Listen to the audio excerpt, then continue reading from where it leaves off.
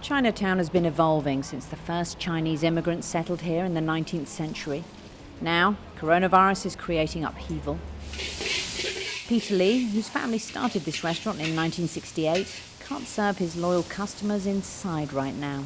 This takeout is pretty much a new world to all my customers because they're used to dining in.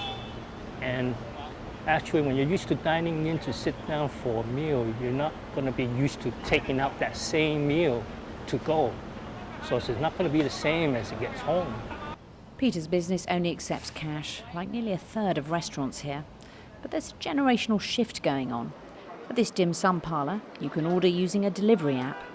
Barbara Leong says it's been tough for many in Chinatown to apply for government loans. A lot of these businesses, English may not be their first language. So to even get through the paperwork and figure out what exactly you can do, that's step one. And then approaching the banks, that's another item on the docket that folks may not necessarily have access to.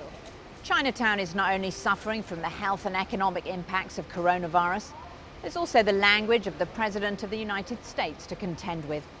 Mr. Trump has railed against what he calls the China virus and Kung flu, making many Chinese Americans feel stigmatized. The history of racism against the community going back to the 1880s is documented at this Chinatown museum. The rhetoric of 2020 is shocking, though not surprising to those here. It's classical politics, which is you want to create an enemy.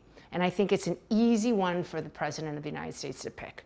I have seen the direct correlation of his use of words, his racist statements and comments affect me personally, the institution, how Asian Americans are viewed at every turn.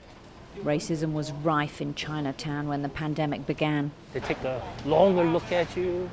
They look at you if you're wearing the mask.